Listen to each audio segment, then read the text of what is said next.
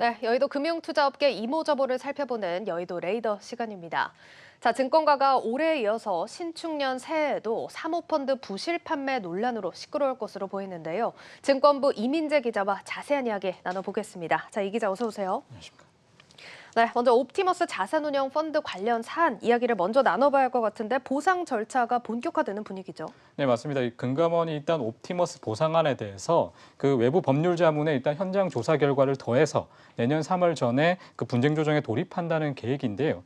이 다수 법률 자문이 착오에 의한 계약 취소가 가능하다는 의견을 제출한 것으로 전해졌는데 이 옵티머스 펀드는 사전에 언급했던 공공기관 매출 채권이 사실상 없기 때문에 이를 적용할 수 있다는 분석입니다.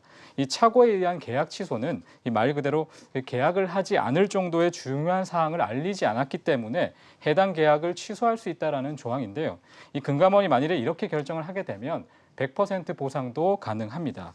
이 피해자들이 자문을 받고 있는 한 법무법인 같은 경우에는 계약 취소, 또 사기와 더불어서 그 수탁사인 하나은행, 또 일반 사무관리회사인 예탁결제원의 책임도 있다라고 일단 강조를 하고 있습니다. 네, 일단 절차와 사안들에 대해서는 이런 입장들이 나오고 있는 상황인데 사실 지금 업계와 피해자들 의견 대립이 좀 팽팽한 만큼 결정이 쉽지는 않아 보이거든요. 어떻습니까? 네, 피해자들 같은 경우에는 일단 조건 없는 100% 보상안을 계속해서 강조하고 있는데요. 네네. 이전에는 라인무역펀드가 일단 100% 보상안이 나왔기 때문에 최근 법률자문 의견을 종합해 보면 현재로서는 100% 피해 보상에 좀 더 무게가 실리고 있습니다. 네.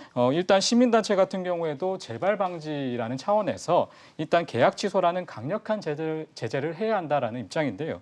하지만 판매사 같은 경우에는 이 판매사가 그 운용사가 만일에 작정하고 사기를 쳤고 또 관련된 다른 기관들 같은 경우에도 감시가 좀 부실했다는 점에서 책임을 홀로 지기는 좀 어렵다는 입장을 내놓고 있습니다. 금감원도 여러 안을 내놓고 일단 고민 중이다라고 밝혔는데 시민단체가 요구한 감사원 공익감사가 이것과 관련해서 예정되어 있기 때문에 앞으로 좀 결정에 신중한 모습입니다. 네, 일단 피해자들은 100% 보상안을 요구하고 있는 상황이고 판매업계는 모든 책임을 홀로 지기는 어렵다, 무리다 이런 입장을 보여주고 있는데 일단 들어보면은 피해자냐, 뭐 업계냐 어느 쪽 손을 들어주던 간에 장단점은 분명히 있어 보이거든요. 네, 맞습니다. 일단 피해자들 같은 경우에는 만일에 기대치에 못 미치는 결정이 나오게 되면 당연히 반발을 하게 될 것입니다. 네네.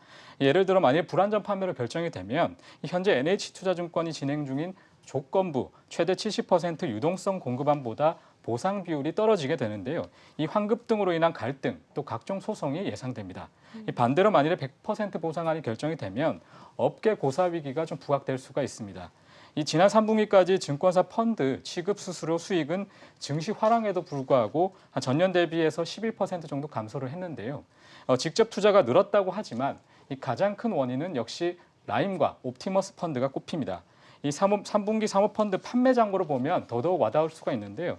지난해 53조 원에서 올해 22조 원으로 58% 크게 줄었습니다. 네, 일단 상당히 많은 사안들이 엮여 있는 만큼 추이를 좀 짙게 지켜보셔야겠습니다. 그렇지만 또 최근 상황을 보면 옵티머스 이슈 외에도 사모펀드 관련해서 또 많은 이슈들이 엮여 있지 않습니까? 네, 맞습니다. 일단 옵티머스 펀드 판매사인 NH투자증권에 대한 제재 심의 내년 2월에 열릴 예정인데요. 네. 코로나19 확산에 따라서 다소 변동은 있을 수가 있습니다. 이 옵티머스 펀드의 선례가 되는 라인 펀드 같은 경우에도 지금 심의가 진행 중인데요. 이 판매 증권사에 대한 금감원 제재심은 지난달 10일에 이미 했고 이게 의결이 돼서 증선의 심의를 지금 하고 있는 중입니다. 이 관련 분조위는 앞서 무역펀드가 100% 보상안을 받은 적이 있는데 이 나머지 라인 펀드에 대해서도 이 분쟁 조정의 속도가 좀 붙고 있습니다.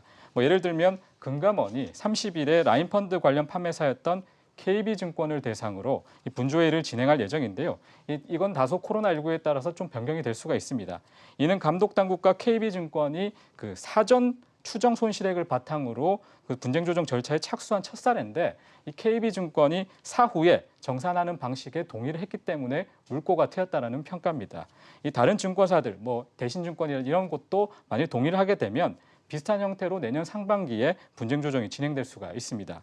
이 외에도 디스커버리 펀드, 이탈리아 헬스케어 펀드가 논의되고 있고 금감원의 사모펀드 전수조사도 진행 중이기 때문에 이 내년 상반기 역시 사모펀드로 여의도가 좀 시끄러울 전망입니다. 네, 알겠습니다. 내년에도 사모펀드 심의 이슈들이 이어질 것으로 보이는 만큼 사안 주의 깊게 살펴보셔야겠습니다. 자, 지금까지 증권부 이민재 기자와 함께했습니다. 잘 들었습니다.